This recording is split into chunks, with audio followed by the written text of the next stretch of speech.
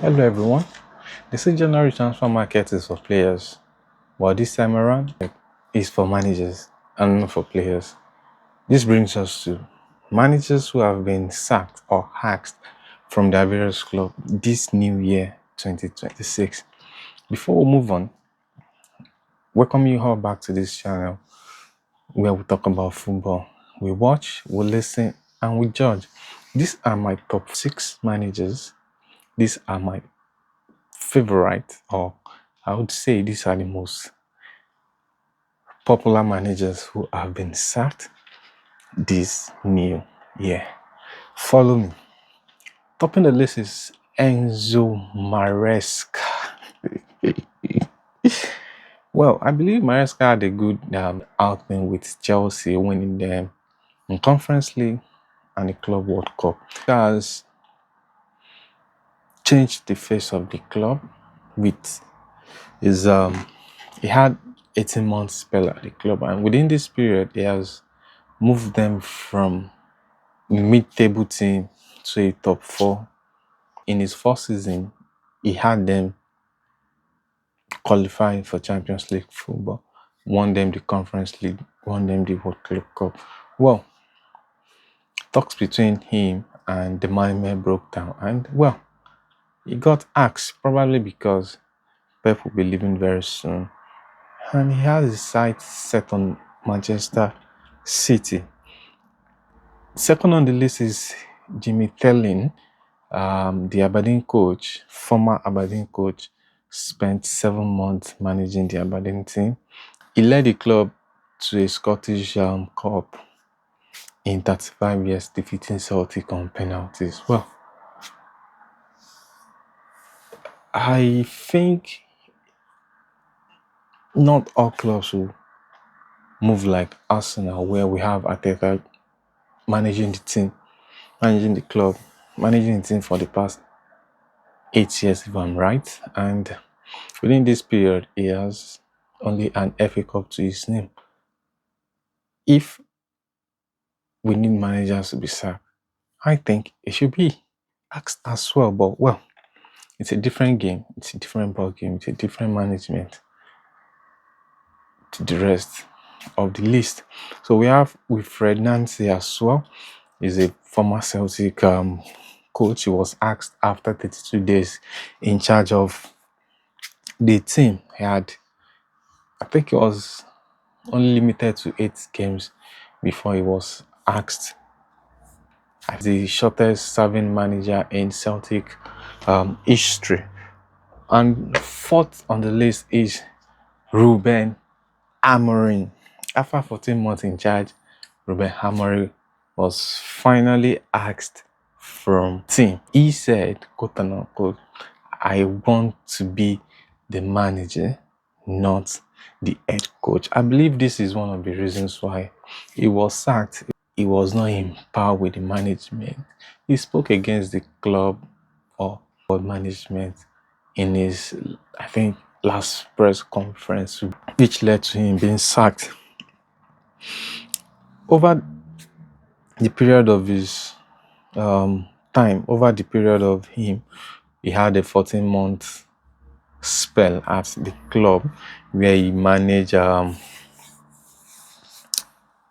63 games, where he had 38.1% winning percentage, which is a very low one if you ask me. And he was able to win 15 of 47 Premier League games. Well, if as a club you need, like he said, you have to suffer before you enjoy. Well, virtually they did suffer, and I think we were not patient enough with him. He has a vision, he has a plan, and he has an identity. But well, club needs to be managed, club needs to be run, revenue needs to come in. With his win percentage, I don't think that is going to be the case, considering the fact that they're out of the FA Cup, out of Carabao Cup, out of Champions League game, and out of 4 hopes. It's if you ask me, it's not visible. So it was axed from the team. We also have Ryan Mason, the West Brom Albion former coach. He had a 7-month spell in charge of West Brom Albion. He had 6 defeats in 8 games. That's, if you ask me, that percentage is not looking good. Well, man lost 11 of 14 games. Lost 11 of 14 games on the road, and he also had a 10 consecutive losses away from. Imagine you going to away games, 10 straight losses, man. That's well, managers are also human beings, and the fact that they need to manage a squad of 23 or 25 man squad, it's a lot. But nevertheless, this kind of run would, a club that is run perfectly, a club that is run, or a club that is well structured, would never allow this, will never allow such manager to stay for that long. Imagine you losing 10 consecutive away losses and 11 of 14 games. Man, that's unacceptable. And last on the list, the most popular, invincible, the most popular, Xabi Alonso. Well, it is not surprising. It is not surprising because Real Madrid as a club would rather you lose the league and win a game where they play Barcelona than having you win the league and lose to a Barcelona. That is the kind of mentality Real Madrid have. That is the kind of mentality Perez, the president, Florentino Perez, has. That is the kind of image they portray. I see Real Madrid as a club where they would rather lose the Champions League, they would rather lose La Liga, they would rather lose a Spanish cup to other things, but not Barcelona. They would rather have you have a poor run of games but win against Barcelona. Then you're in business. But the moment you have, because to me, I think Xabi's run of games, it's not really that bad, because I think he was able to manage 28 games where he had 20 wins and 5 draws and 3 losses. If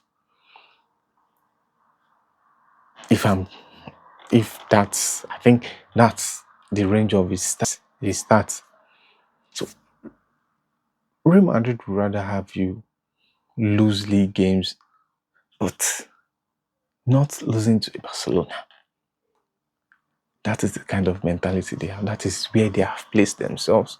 Well, I am not surprised. I am not surprised because I don't think out of the games Xabi as manager has been able to beat Barcelona maybe once or twice. These are the coaches, these are the managers who have been asked from their various teams.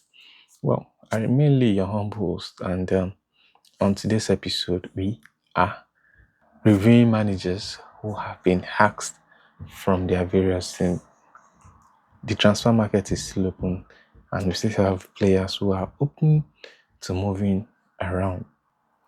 For now, that is it from Lee 0.5. Your humble host. I'll see you in my next video.